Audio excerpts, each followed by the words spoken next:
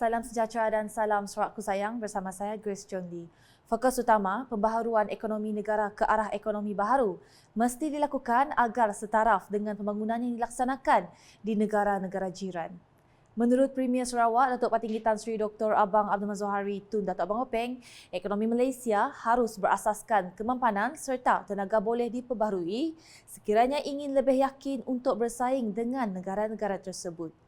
Jelasnya, pucuk pemimpin kerajaan perpaduan harus meneliti cabaran masa depan yang terpaksa dihadapi terutamanya dalam persaingan sesama jiran di rantau Asian. Ujarnya lagi, ini termasuk perihal memanfaatkan pemindahan ibu kota Indonesia ke Nusantara di Kalimantan.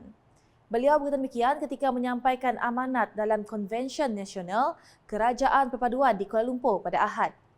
Dalam pada itu, Datuk Patinggi Tan Sri Abang Zohari menzahirkan penghargaan kepada Perdana Menteri Datuk Sri Anwar Ibrahim atas dana besar yang diperuntukkan bagi membangunkan kemudahan di kawasan sepanjang sempadan Indonesia.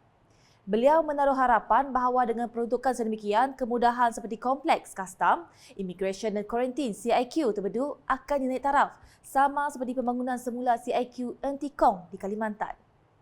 Dalam perkembangan lain, Premier Sarawak sekali lagi menekankan komitmen Kerajaan Gabungan Provinsi Sarawak GPS dalam menyokong kerajaan perpaduan di bawah pimpinan Datuk Seri Anwar. Jelasnya, GPS amat menyedari keperluan untuk sebuah kerajaan persekutuan yang kukuh bagi memacu pembangunan negara.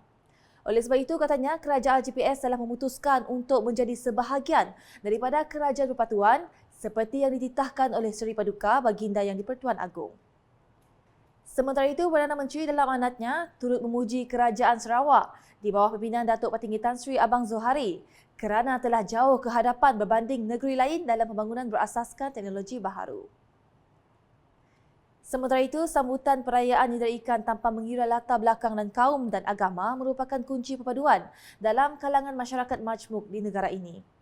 Timbalan Premier Sarawak, Datuk Ahmad Douglas Ugah Hembas berkata, rakyat Sarawak harus berasa bangga kerana dapat meraihkan pelbagai perayaan dalam keadaan aman dan damai. Jelasnya, sambutan pelbagai perayaan dapat membina kesefahaman dan rasa hormat dalam kalangan rakyat. This is the first time before organizing this type of program with the various religious group, and I hope it will continue, probably in more inclusive, bringing more young people, more of each group to join together so that we continue to understand each other's passion, each other's hopes as we move forward to the future, to 2030, to ensure that Sarawak and the people are all prosperous by then. So thank you very much, and I wish our Sikh friend, may the spirit of Vaishakhi fill your life with joy, prosperity and happiness. Happy Vaishakhi 2023. Thank you. Thank you. Beliau berkata demikian semasa berucap dalam Majlis Makan Malam Vaisakhi 2023 di Kuching pada malam Ahad. Dalam hal itu, Datuk Ahmad Douglas Ugah berharap sambutan perayaan Vaisakhi dapat membawa kegembiraan kepada semua dan mendoakan ikatan kekeluargaan yang terjalin sentiasa utuh dalam kebahagiaan.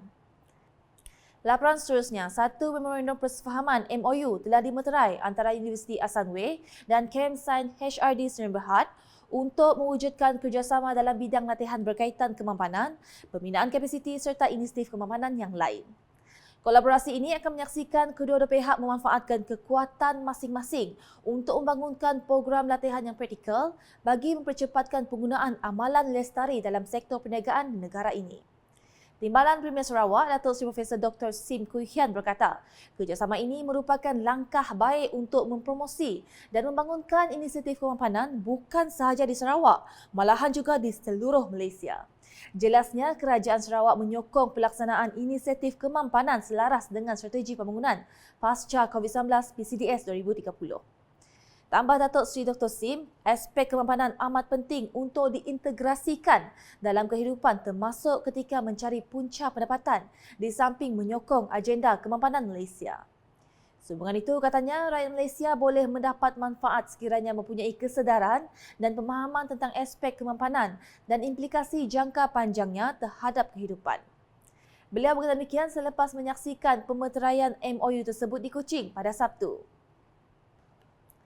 Beralih ke Pengundi Song dengan perpaduan dan sikap bertolak ansur antara semua kaum di Sarawak amat penting bagi mengekalkan suasana aman dan harmoni. Menteri Kerja Raya Datuk Seri Alexander Nantalinggi berkata, dengan kerajaan yang stabil maka banyak pembangunan boleh dilaksanakan oleh kerajaan melalui agensi-agensi pembangunan seperti agensi Ulu Rajang Urda.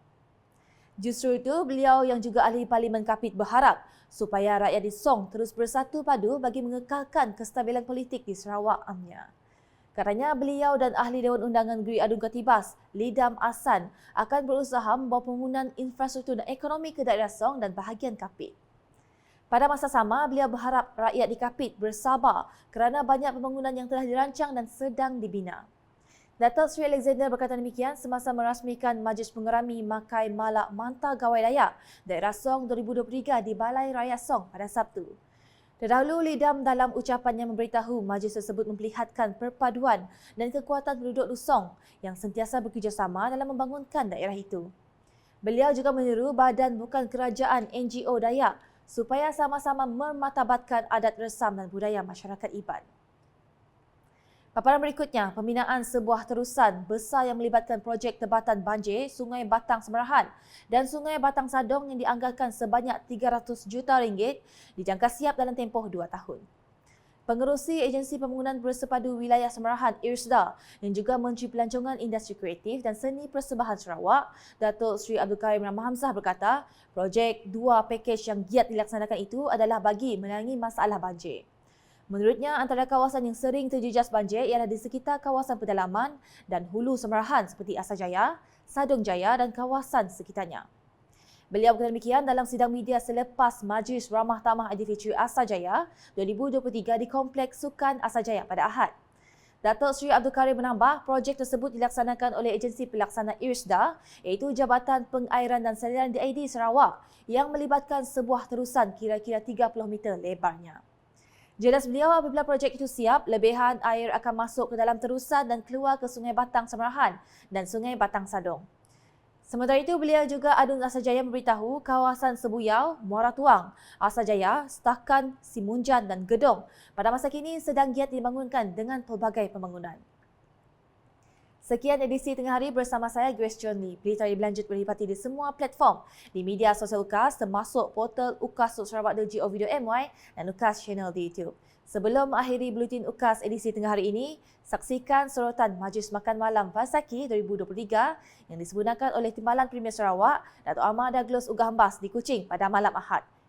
#Menyebab Fakta, Salam UKAS.